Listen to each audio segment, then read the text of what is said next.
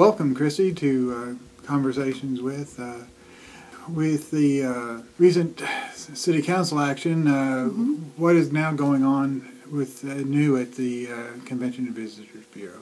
You know, I think you could ask me that almost every day, and there's going to always be something new. I think that's what kind of keeps us inspired within the Convention and Visitor Bureau world, or really more appropriately is to say a destination marketing organization, because that's basically what it is we do. But it can change every single day. It just really depends upon how creative a community and a staff wants to be in marketing their destination to visitors in from out of town.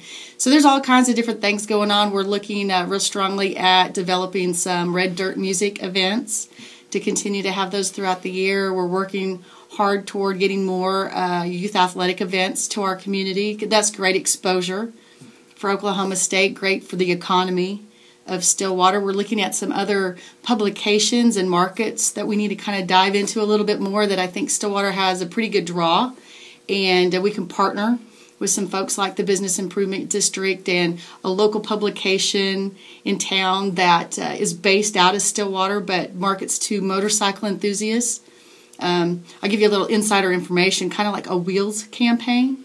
So everything from motorcycles to motocross and street bikes to dirt bikes and automobiles, anything that has a wheel that has different events.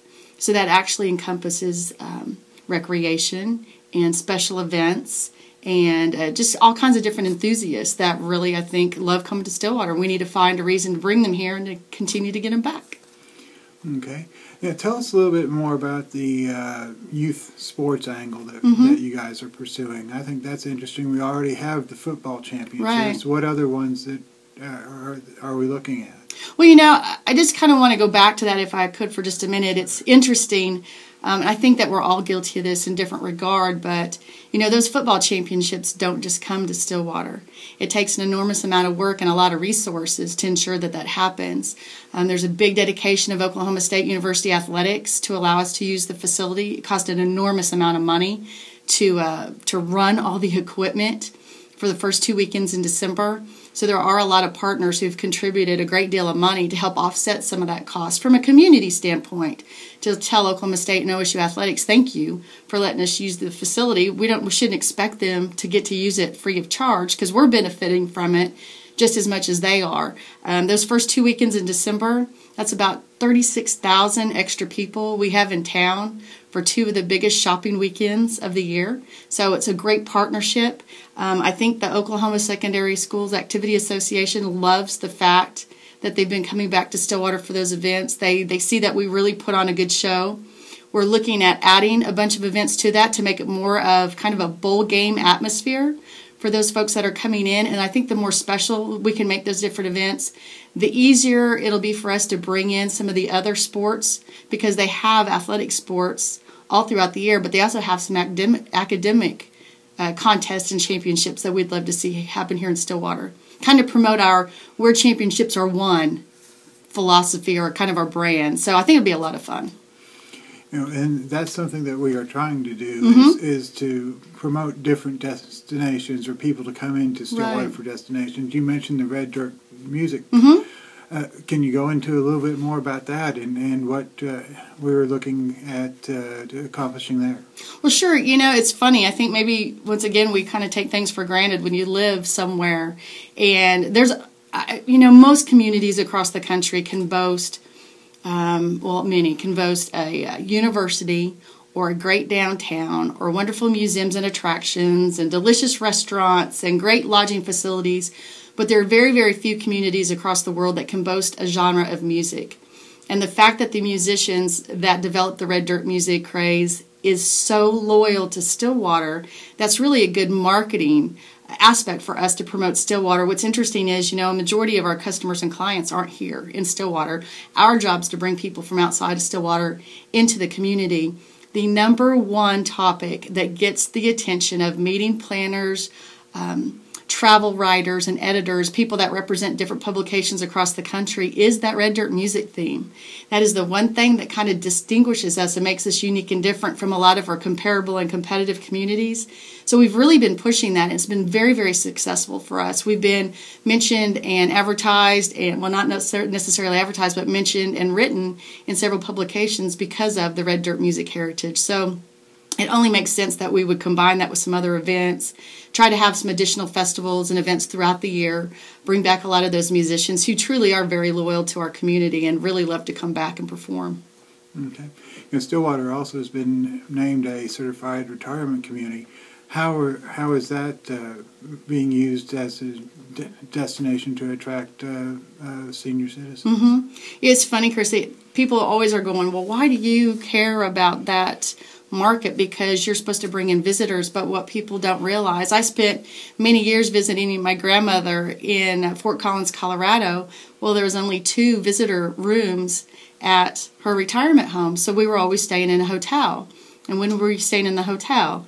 Thanksgiving and Christmas. When are our times that we really need to fill up hotel rooms? Thanksgiving and Christmas. So it's a perfect partnership. Plus, think about it, when you have that whole another market segment in your community, that enables us to bring in more training, conferences, meetings, that's attractive and really is something that age group would be interested in. And so I'm very, very excited because it opens up a whole another market to us. In fact, a lot of my buddies in the Texas CVB organization, they exhibit at like AARP and other different conferences and meetings, and they're like, you really need to start going to those if that's a market that you could promote, because they travel, they'll come in, it'll be attractive for folks to come to our community for events. Well, once they get here, every resident, business owner, anyone who moves to business, they started in Stillwater as a visitor at some point. So if we bring people in for those events, then maybe they might decide to retire here as well. Oh, can you just go a little bit into how the CVB is funded? Sure. I know it's through the hotel occupancy tax, Mm-hmm. but can you just tell everybody a little bit about it and how it works and how you don't receive any other city funding? Sure, yeah. Well, technically it's city funds Right. because it is a tax, Mm-hmm. but it's a dedicated tax. Mm-hmm. So let's just say that our tax right now is 8.75% if you go spend money at a restaurant, whatever. But if you stay in a hotel room, there's an additional 4%, and that 4% is 100% of our funding.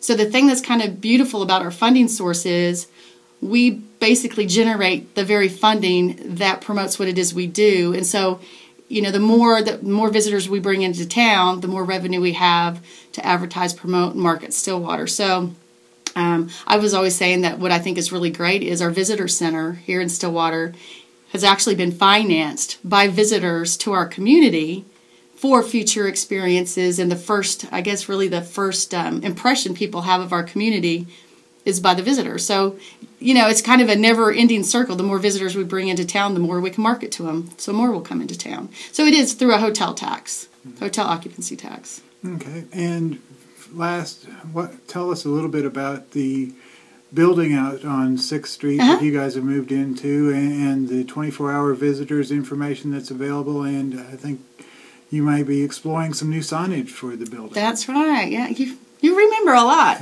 But we're really excited about this. It's a building that's owned by Jim Griffith, who owns a lot of the, he did the On-Q in partnership, the On-Q convenience stores, and he spent a lot of time on the Convention and Visitor Bureau Board quite some time ago.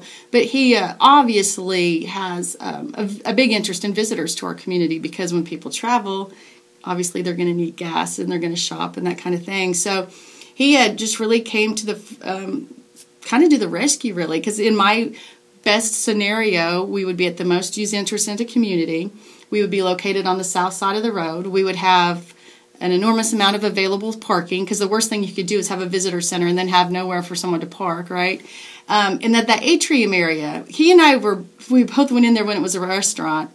Thank goodness we kind of had an open mind to be able to think about what we could do with the facility. But the best part of it is the 24/7 visitor access. So regardless of a time a visitor comes into our community, they have access to information about our community. So if you're a museum, an attraction, a retailer, a restaurant, any of those type of things, it would definitely benefit you to have information about your your business in our facility, because you have to assume that everybody who walks in there has never experienced Stillwater before. So we need to give them a reason to come into Stillwater, stay longer, and to come back.